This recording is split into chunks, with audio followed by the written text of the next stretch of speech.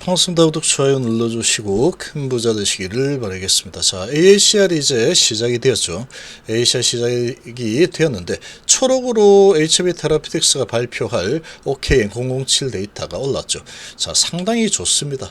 상당히 매우 양호하다. 그러니까 이렇게 좋은 데이터니까 주가가 이렇게 많이 올라갔겠죠.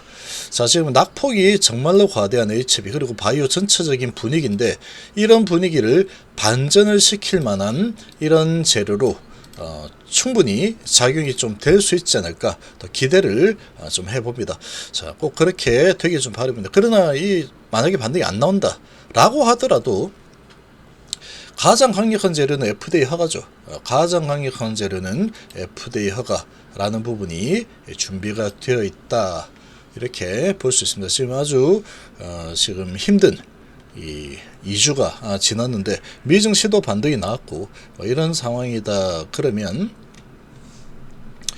좋은 흐름을 이제 좀 예상을 해볼 수 있지 않을까 라고 좀 생각입니다. 자, 지금 보시면 CT2011 재발성 악성 신경 교정에 대한 교모세포종이죠.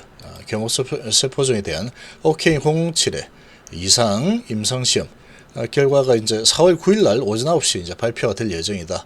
AACR에서 지금 초록으로 발표된 이 연구 결과를 보시면 57명의 환자 등록을 했고 환자 중에서 3명의 환자를 대상으로 안전성 도입 코호트에서 용량 제한 독성으로 간주되는 부작용은 없더라.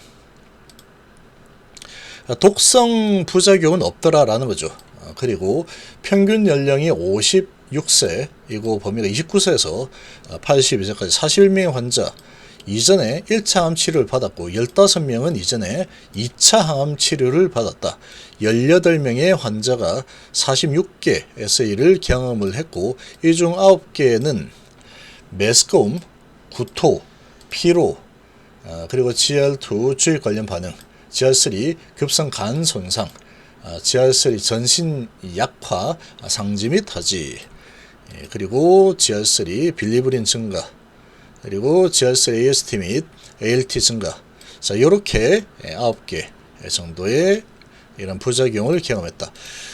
다음과 같은 것으로 간주, 그리고 OKN007의 투여와 관련이 있을 것으로 가능성이 있다. 이런 부분들이 이 OKN 투여를 했기 때문에 이런 증상이 나타났다. 가능성이 있는 상황이다.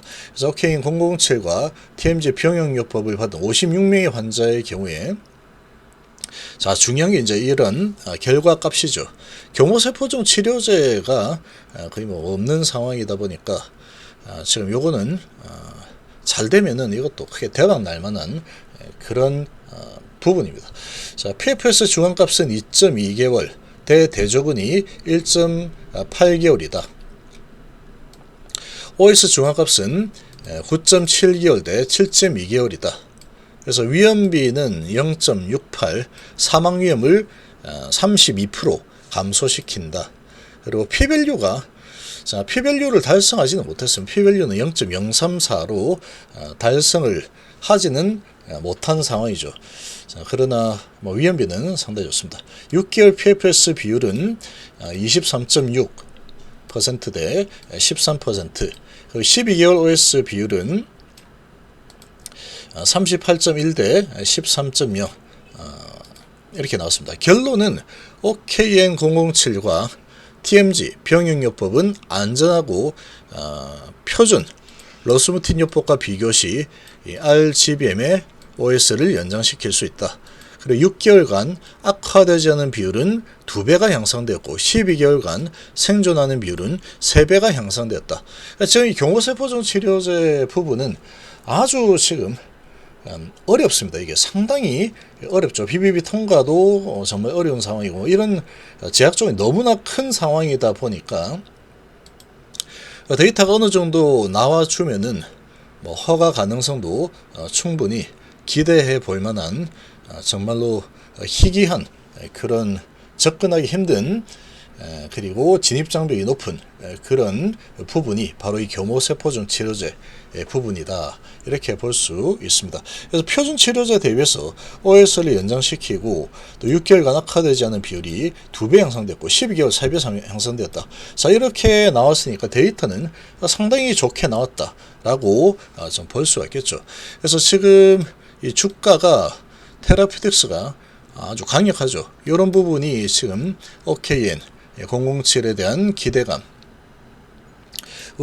주가가 많이 올라가 있는 상태고, 바이오주들 HLB 크게 하락을 해도 가장 강력하게 잘 버텨낸 그런 모습이다, 이렇게 볼 수 있습니다. 자, 지금 이 데이터가 이제 발표가 되는데, 보통 이제 증시에서 반응을 하는 걸 보면은 이게 단발성이냐 지속성이냐, 단발성이다 라고 했을 때 주가가 미리 올라가 있는 상황에서는 재료 소멸로 작용이 되면서 주가가 내리는 경우가 거의 대부분이었습니다. 거의 대부분. HLB도 예전에 좀 그랬죠.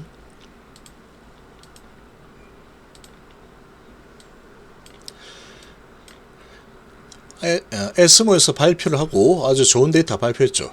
가남 데이터, 그리고 선낭암. 자, 발표했는데, 발표하고 이제 행사 끝나버리니까 뭐 더 이상 나올 거 없지? 재료 소멸이야. 그러고 이제 주가가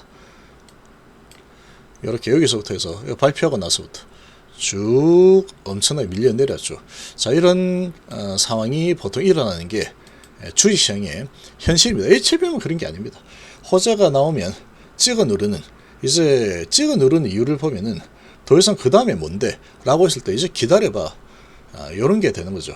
그렇게 되고 바로 이제 돈을 벌 수 있는 상황이 아니다. 그러면 그 사이 이제 공백이 많이 생기니까 그 다음에 악재 소재가 기다릴 만한 게 없다. 이렇게 해석을 해버리기 때문에 주가가 올라가 있는 상태에서는 재료 소멸 해가지고 이제 팔아버리죠.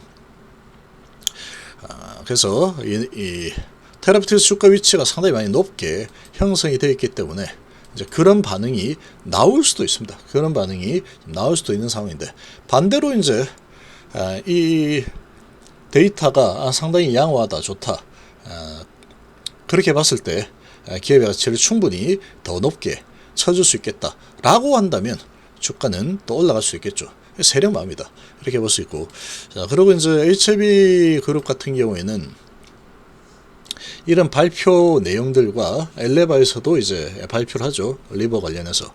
자, 이런 부분들이 주가가 많이 조정을 받은 위치이기 때문에 주가의 위치에 따라서 좀 다르게 반응을 하죠. 주가가 이제 많이 선반영이 되었다. 그리고 재료 발표하면은 그냥 재료 소멸 해가지고 내려오는 경우들이 거의 대부분이다, 이렇게 보시면 되고. 근데 지금은 주가가 많이 올라가긴 했지만, 많이 올라갔다가 최근에 조정폭이 아주 크게 일어나 있는 상황이다. 이런 관점에서 본다면 이 AACR이라는 부분이 오히려 또 주가 상승에 또 이런 모멘텀이 또 되어줄 수 있지 않을까, 기대를 좀 해 볼 만한 상황이라고 생각을 합니다.